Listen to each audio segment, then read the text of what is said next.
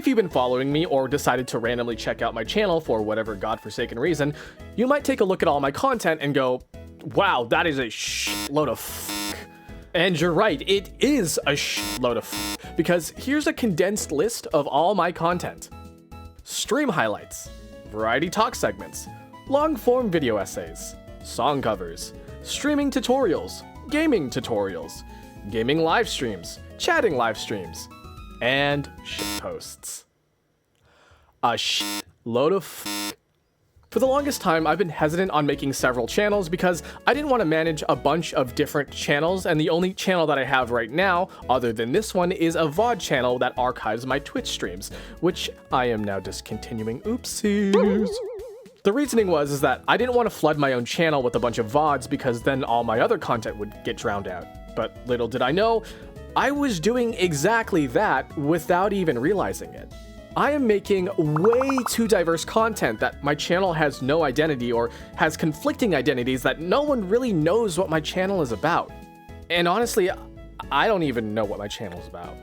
And it's really easy to be like, oh, well, this channel already has subscribers on it, so that just means more people will see my videos, right? Wrong. And here's where that logic fails, and it has to do with what content creators obsess over: the algorithm. So what is the algorithm and why do people obsess over it? Well, the definition of an algorithm, according to Oxford, is a process or set of rules to be followed in calculations or other problem-solving operations. YouTube is a complex website with over 2.5 billion users and about 3.9 billion videos as of 2024. With that much traffic and content, it's surprising that people can find what they want on this website. So in order for YouTube to keep people on their website and pushing advertisements onto you, they have a sort of personalized experience for each user, and to do that, they need a system of recommending videos. The more you interact with the website, the more yes and no signals go into your personal experience maker machine, and the more likely you get recommended the things you like. Now, I'm not one to obsess over the algorithm, I actually obsess over something else, which I'll talk about later, but I have to face that what I'm doing now is definitely not helping with the visibility of my channel. Sure, I have content being pumped out left and right in all directions, covering a variety of topics, but there are people not clicking on some of my videos. Like, at all. Including my subscribers, and that is a problem. If someone really enjoyed my video about the copyright system in public domain, they might not like my song covers because those are two drastically different types of content.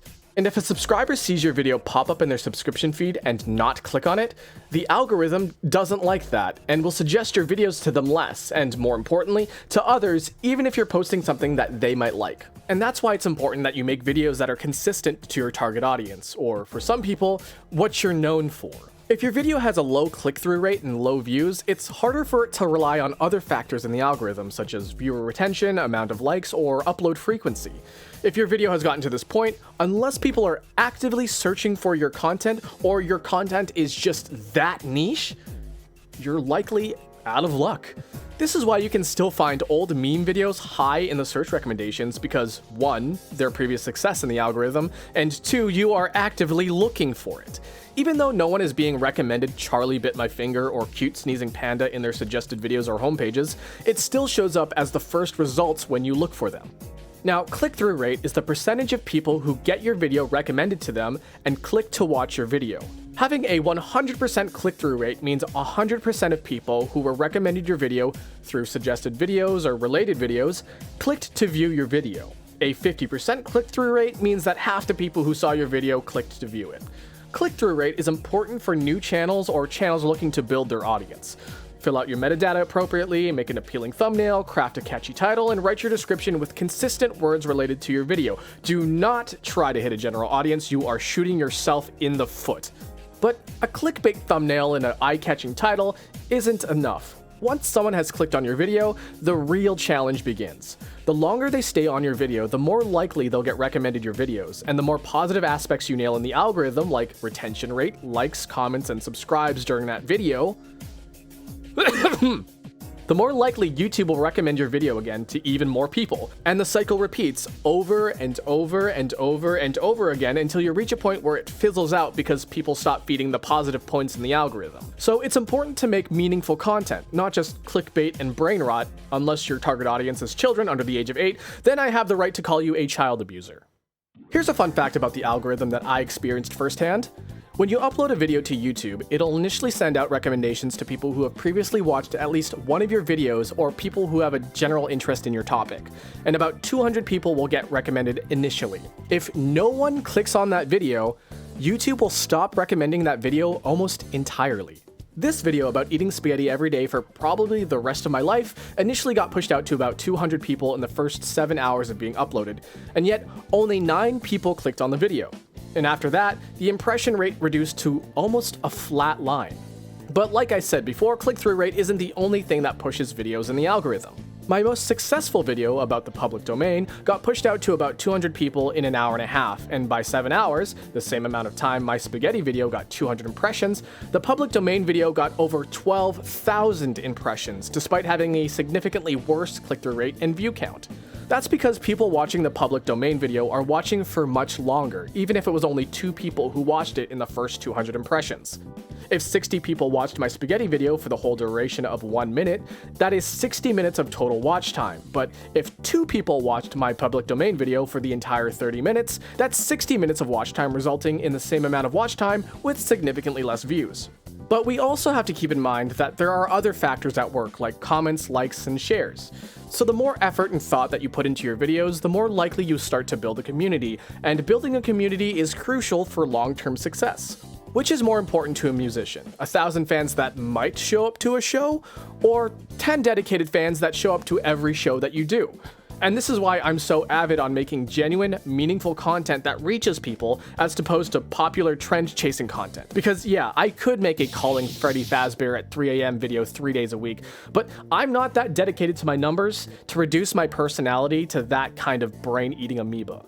Not only does making meaningful content share culture and information and community, but it creates an environment where other people can get inspired and create new things of their own. I have my gripes with reaction content and drama channels since they leech content from other people's videos and posts, and it's kind of predatory, monetizing, that sort of thing.